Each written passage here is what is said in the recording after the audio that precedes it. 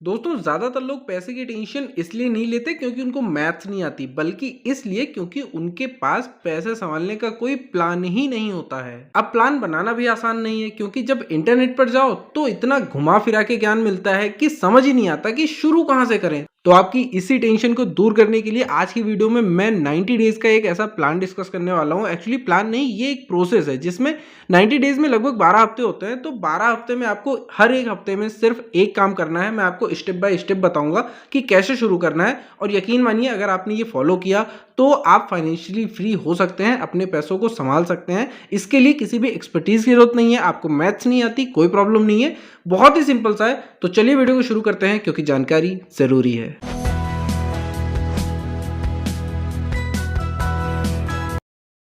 पहला हफ्ता, दोस्तों हम सभी की सैलरी आती है और हम उसको धड़ल्ले से खर्च करने में लग जाते हैं। लेकिन बाद में अगर कोई हमसे पूछता है कि भैया तुमने पैसे खर्च कहाँ कर दिए, तो हमें यही नहीं पता होता कि हमने खर्च कहाँ किए। अगर आप घंटों बैठ के भी सोचेंगे तब भी आपको इसका जवाब नहीं मिलेगा कि आपके पैसे कहाँ चले गए। कुछ पैसों का हिसाब मिलेगा लेकिन बाकी पैसों का हिसाब फूब, टोटली गायब। तो सबसे पहले हफ्ते में आपको करना यही है कि आपको ये पता करना है कि आपके पैसे जा कहाँ रहे हैं। और आजकल तो सारे पैसे ऑनलाइन खर्च होते हैं, तो आप अपनी पिछले 3 महीने की स्टेटमेंट निकाल सकते हैं और उसको देख के ये डिसाइड कर सकते हैं कि आपने पैसे कहाँ कहाँ खर्च किए हैं। आप अपने खर्चों को ना 3 हिस्सों में बांटो। सबसे पहले जो आपके ज़रूरी खर्चे हैं, यानी कि जैसे ईएमआई, बिजली का बिल, ग्रॉसरी, खाने पीने का सामान, ये सारी चीज़ें हो गई। दूसरा आपके ऐश वाले खर्चे, यानी कि आपका घूमना फिरना, रेस्टोरेंट में खाना, मूवी देखना वगैरह वगैरह। तीसरा आपकी क्रेडिट कार्ड या फिर कोई अलग से उधारी जो आपकी मंथली चलती है, उस उधारी को क्लियर करने वाले पैसे। और जब ये सारी लिस्ट बन जाएगी तब यकीन मानिए आपको पता चल जाएगा कि आपके पैसे कहाँ पर ज़्यादा वेस्ट हो रहे हैं। मैंने आपको पिछली वीडियोस में बताया था कि आपके जो ज़रूरी खर्चे हैं उसमें कितना खर्च होना चाहिए, आपके जो घूमने फिरने वाले पैसे हैं उसके लिए कितना निकालना है, और जो आपकी उधारी चुकाने वाले पैसे हैं या फिर जो सेविंग वाले पैसे हैं उनमें कितने पैसे आपको रखने हैं। तो सबसे पहले हफ्ते में आपको करना यह है कि आपको ये पता लगाना है कि आपका पैसा जा कहाँ रहा है, खर्च कहाँ हो रहा है। दूसरा हफ्ता, ये हफ्ता बहुत इंपॉर्टेंट है। अपने फालतू के खर्चों पे आपको कैंची चलानी है। देखो सबसे महंगे खर्चे कौन है और क्या उसमें 10 से 30% तक की कटौती आप कर सकते हो। जैसे कि आप उबर और ओला बहुत यूज करते हो तो कभी कभी थोड़ा पैदल चल लो या फिर कभी कभी मेट्रो का यूज कर लो। शॉपिंग बहुत ज्यादा करते हो तो थोड़ा ब्रेक लगाओ। सब्सक्रिप्शन, जो सब्सक्रिप्शन आपके काम के नहीं है उनको हटा दो, क्योंकि कभी कभी हमें पता नहीं चलता है और वो ऑटोमेशन में आपके अकाउंट से पैसे कटते रहते हैं। और हम सारे इतने सारे ओटीटी प्लेटफॉर्म्स हो गए हैं कि सबके सब्सक्रिप्शन हमारे किसी काम के नहीं होते हैं।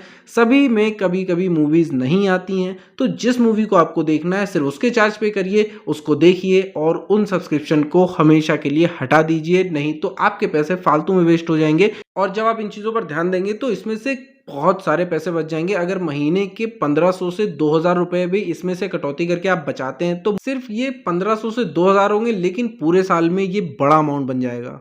तीसरा हफ्ता, तीसरे हफ्ते में आपको करना यह है कि सब एक ऑटोमेशन अकाउंट बनाना है आपको, कि जैसे ही आपकी सैलरी आए ना, आपका जो सेविंग वाला पैसा है एटलीस्ट 20% आपकी कमाई का वो एक ऐसे अकाउंट, सेविंग अकाउंट में चला जाए जिसमें 5% ब्याज तो नॉर्मली बैंक्स दे ही देती हैं, उसमें चला जाए। तो 5% ब्याज जो आपका उसमें मिल जाएगा, तो और उसमें से आप 5% उसमें सेव करके 5% आप कहीं ना कहीं इन्वेस्ट कर दो। आप म्यूचुअल फंड ले सकते हो, आप शेयर खरीद सकते हो या फिर आप एसआईपी कर सकते हो। तो आपको जो सही लगे वो अपने हिसाब से अपने फाइनेंशियल कंसल्टेंट से कंसल्ट करके इन्वेस्ट कर दो और 5% उसी सेविंग अकाउंट में पड़े रहने दो।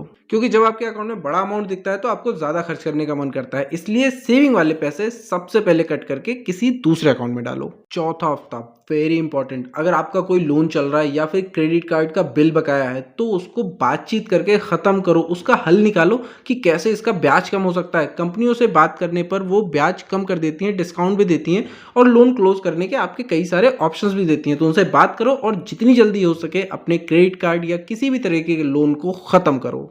पांचवा हफ्ता, पांचवें हफ्ते में आपको ना एक इमरजेंसी फंड बनाना है, इसकी शुरुआत करनी है। अगर आप 1000-2000 भी हर महीने बचा पाते हैं ना तो ये बहुत बड़ी बात होती है। सोचिए साल भर में ये कितना बड़ा अमाउंट हो जाएगा और 2 साल में 3 साल में ये बढ़ता रहेगा। इसको आपको एक हाई इंटरेस्ट सेविंग अकाउंट में रखना है या किसी ऐसी जगह पर इन्वेस्ट करके रखना है जहां से आप इसको तुरंत विड्रॉ कर सकें। जिस दिन भी आपको जरूरत हो उसी दिन ये आपके पास आ सके।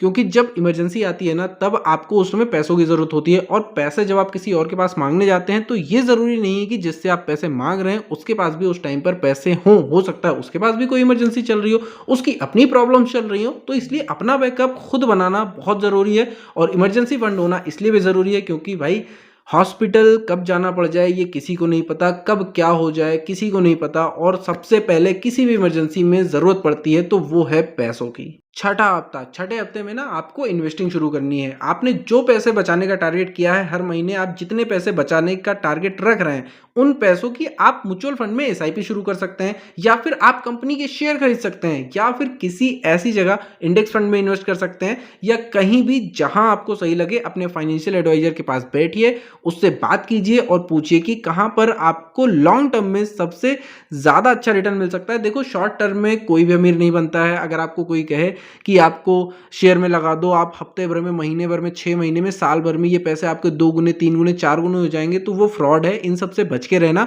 क्योंकि जब भी आप इन्वेस्ट करते हैं पैसे तो लॉन्ग टर्म में ही उसका रिजल्ट अच्छा मिलता है। तो लंबी रेस का घोड़ा बनिए, कभी भी किसी के झांसे में मत आइए, इन्वेस्ट करिए, लॉन्ग टर्म में आपको फायदा होने के चांसेस सबसे ज्यादा होते हैं। सातवां हफ्ता, आप अपनी कमाई बढ़ाने के ना तरीके ढूंढने पे काम करो। आप कमाई बढ़ाओ, अपने बॉस से बात करो कि वो आपकी सैलरी बढ़ा दे, या फिर जो पैसे आपने कभी इकट्ठे किए छोटा मोटा साइड हसल शुरू करो। साइड हसल शुरू करने के लिए 10,000 रुपए भी बहुत काफी होते हैं। 10,000 में भी आप साइड हसल शुरू कर सकते हो, जिनसे कि महीने में आपको 2-4 हजार रुपए तो प्रॉफिट वो दे के ही चला जाएगा।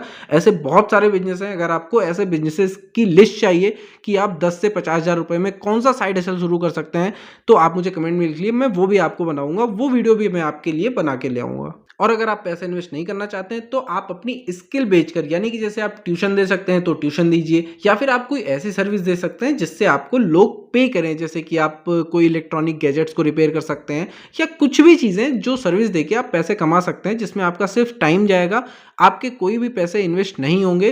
तो ऐसी चीज़ें करके भी आप एक्स्ट्रा पैसे जनरेट कर सकते हैं। अपनी कमाई बढ़ाने के तरीकों पर काम करना बहुत ज़रूरी है, क्योंकि जब आप ज़्यादा कमाएंगे तो ज़्यादा बचाएंगे, और ज़्यादा बचाएंगे ज़्यादा इन्वेस्ट करेंगे, और ज़्यादा इन्वेस्ट करेंगे तो आपको ज़्यादा रिटर्न मिलेगा, और जब ज़्यादा रिटर्न मिलेगा तो आप बहुत जल्दी फाइनेंशियली फ्री हो जाएंगे।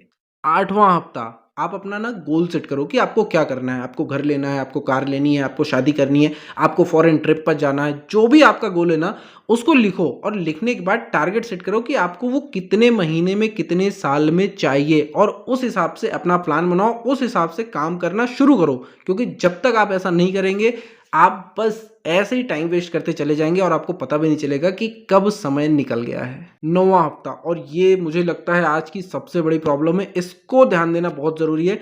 आप क्रेडिट कार्ड से या तो दोस्ती करो या तो उससे दुश्मनी कर लो। अब मैं दोस्ती दुश्मनी की बात क्यों कर रहा हूं? देखो, अगर आप क्रेडिट कार्ड से दोस्ती करते हो तो आपको अपने ऊपर पूरा कंट्रोल रखना पड़ेगा कि आप क्रेडिट कार्ड से पैसे खर्च करो, लेकिन हर महीने टाइम से पहले उसकी पूरी पेमेंट कर दोगे तो आपको फायदा ही फायदा है। क्योंकि जब आप टाइम पे पेमेंट करते हो तो आपके कार्ड की लिमिट बढ़ती है और वो काम आता है, और फिर फ्यूचर में आपको कम ब्याज पे लोन भी मिल जाता है। लेकिन अगर आपने पेमेंट डिले की, आपके ऊपर कंट्रोल नहीं है, आप क्रेडिट कार्ड से खर्च करते चले जा रहे हो और बाद में उसकी पेमेंट टाइम से नहीं कर रहे हो, तो फिर 20 से लेके 30% तक का ब्याज देने के लिए तैयार रहो, जो कि आपका खून चूस लेगा। 10वां हफ्ता, आप अपनी ना नेटवर्थ चेक करो हर महीने। नेटवर्थ इक्वल टू आपकी प्रॉपर्टी, आपकी सेविंग, आपकी इन्वेस्टमेंट माइनस आपका कर्ज। इसको आदत बना लो, ये हर महीने करो, जैसे कि आप अपना वजन तोलते हो, क्योंकि ये बहुत जरूरी है आपको ये रिमाइंड कराने के लिए कि आपके पास जो एसेट आपने बिल्ड किया है वो कितना है, वो बढ़ रहा है या नहीं बढ़ रहा है, और आपका जो कर्ज है वो कम हो रहा है कि नहीं हो रहा है। क्योंकि जब तक आप चेक नहीं करोगे, यहाँ पे रहेगा नहीं, तब तक आप बेफजूल के काम करते चलो जाओगे, और जब बर्डन बढ़ जाएगा ना, तब आपके पास एक दिन मैसेज आएगा कि आपका जो लोन है ना वो इतना बढ़ चुका है और आपके ऊपर पेनल्टीज उससे डबल लग चुकी हैं। 11वां हफ्ता, इस हफ्ते में आपको ये चेक करना है कि जो पिछले 2 महीने से आप करते हुए चले आ रहे हैं वो सही चल रहा है कि नहीं चल रहा है। जो आपने सेविंग गोल्स बनाए हैं, जो आपने प्लान बनाए हैं पिछले 2 महीने से, इतने 10 हफ्तों में आपने जो प्लान बनाए हुए हैं वो सही चल रहे हैं कि नहीं चल रहे। कहीं मेरी सेविंग कम तो नहीं हो गई है, या फिर मेरे खर्चे बढ़ तो नहीं गए हैं। जो शुरुआत में हमने लिस्ट बनाई थी, कटौती की थी, वो सही चल रहा है कि नहीं चल रहा है। ये ऑब्जर्वेशन आपको बार बार हर महीने करती रहनी है। अब अगर आपने 11 हफ्ते स्टेप बाय स्टेप कंप्लीट कर लिए, तो 12वें हफ्ते में आपको कुछ बड़ा सोचना है। यानी कि अब आपको 1 साल, 5 साल या 10 साल का प्लान बनाना है। जो भी आप करना चाहते हो, आपको कोई बिजनेस शुरू करना है, आपको कोई बड़ा घर लेना है, या जो भी चीजें आपको करनी है, उस प्लान को बनाओ और उसको स्टेप में तोड़ लो और उसको फिर फॉलो करो। हर 3 महीने में खुद का फाइनेंशियल चेकअप करो, जिससे आपको ये पता चलता रहे कि पिछले 3 महीने में आपने क्या किया है और क्या चीज़ें छूट गई हैं, उसको अगले 3 महीने में कंप्लीट करो।